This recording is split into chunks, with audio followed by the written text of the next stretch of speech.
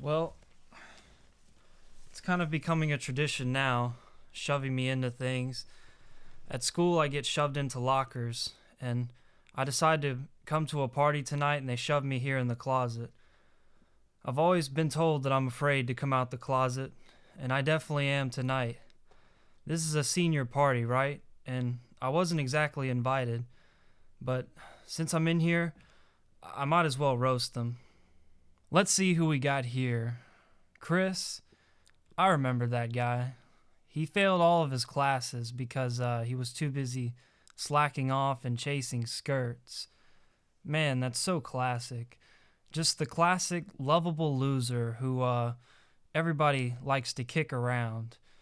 Next year, he's going to be what they call a super senior, and his superpower will be stupidity. Yeah. He was always goofing off, always getting bad grades, always smoking the ganja, just making us laugh at all of his antics, you know? One time in 10th grade, he did a backflip off of the fire escape and broke every single bone in his body. Yup, that's Chris for you. We had a good chuckle at that one. Yeah. So what more can I say about him? A few years down the road, he'll be the only 35-year-old in remedial geometry class. So, that's an accomplishment, I guess.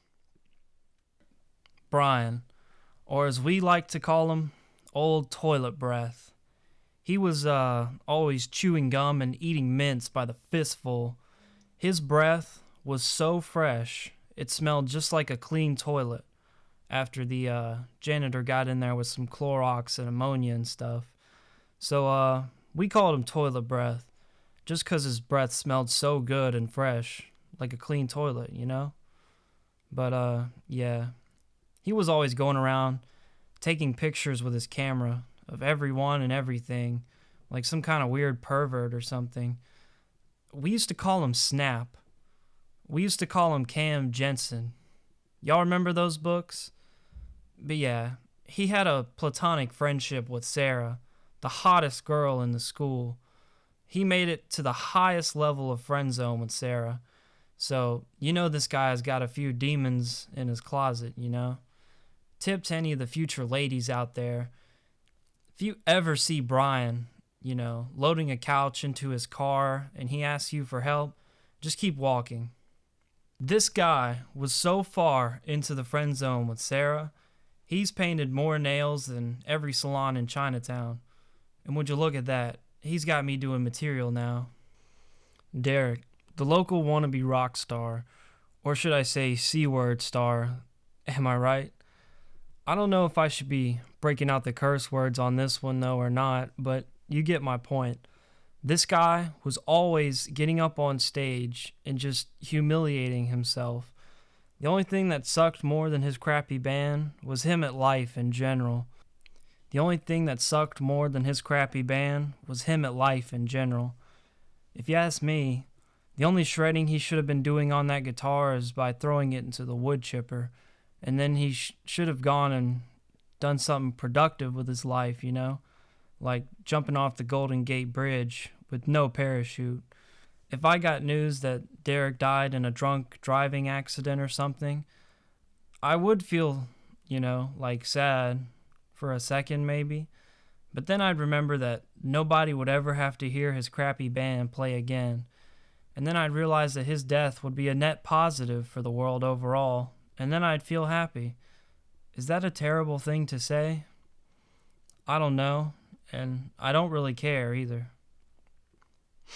Sarah, popular, pretty, rich, checkmate. 3 strikes and you're out. Am I right? Sarah was actually the very first cheerleader who ever looked at me with contempt across a crowded room full of people. Those are memories that will last a lifetime as far as I'm concerned. I mean, what's there really to say about the most popular girl in all of school? She was 17, owned a Lamborghini and a pony. You gotta hate somebody like that. I mean, just a little bit, you know?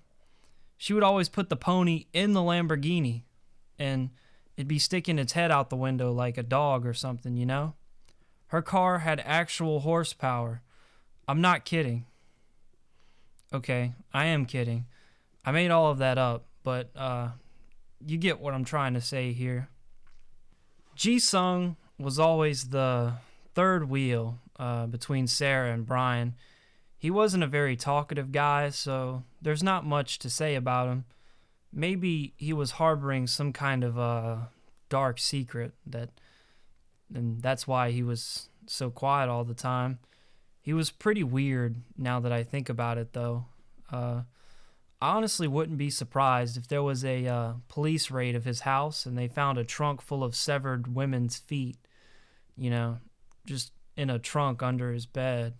Now, I'm not accusing him of anything.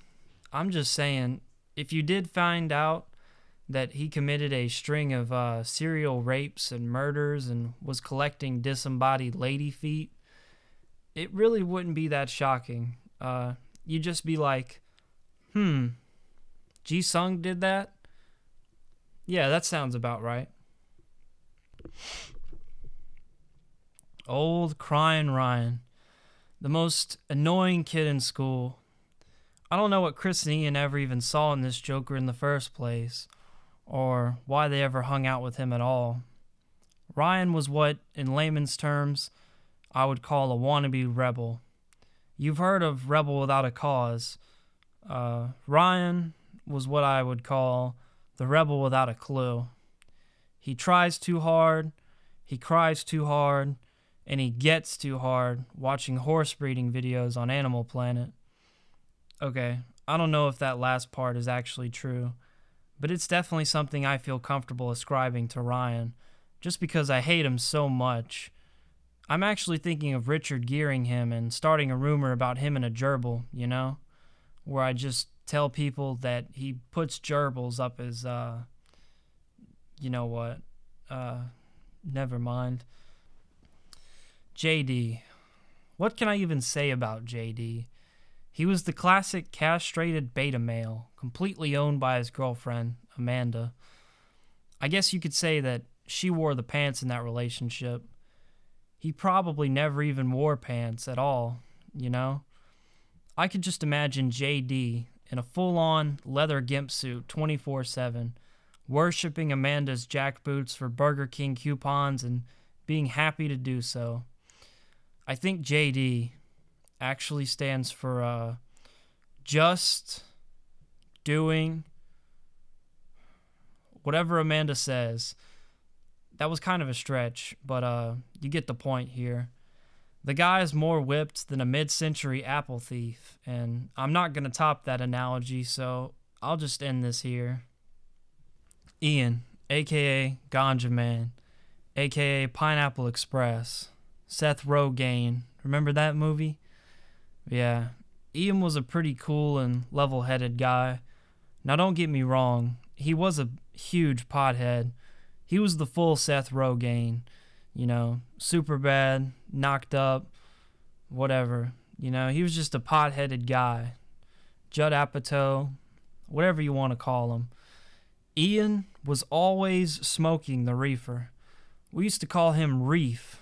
We used to call him Seth, like Seth Rogen, because he was always knocked up on HRT, or not HRT, the abbreviation for pot, CBD, yeah, cannabis.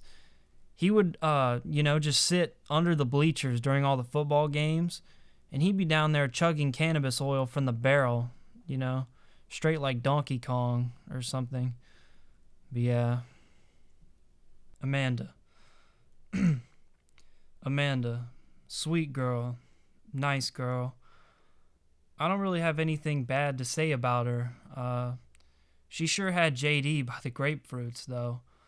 But with a guy like JD, what are you gonna do? She saw an opportunity. She saw a low-rent sucker ripe for the picking, and she pounced. You've got to respect that in some way, I guess. In fact, if I ever start a business, In fact, if I ever start a business in the future, I think I'll hire Amanda to be my CEO. I want my company managed like a boyfriend on a short leash. I need a firebrand. I need a She-Hulk. I want the full-on, strong woman CEO experience. This is all meaningless speculation anyway, though. I'm never actually going to start my own company. My career plan, as of now, is basically to fake illnesses online and crowdfund my non-existent medical bills and then pocket all the cash for myself.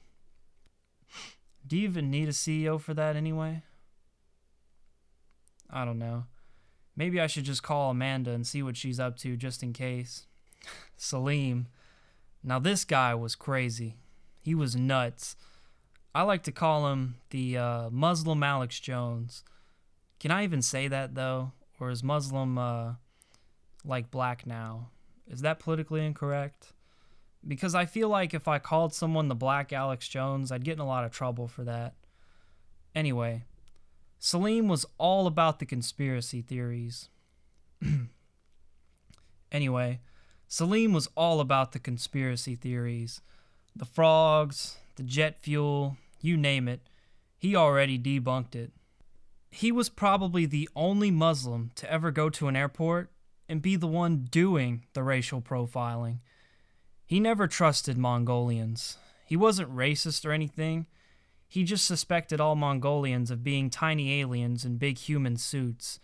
And honestly, he had the evidence to back that up. So, make of that what you will. Well, it looks like after all these years, someone's finally here to force me out the closet.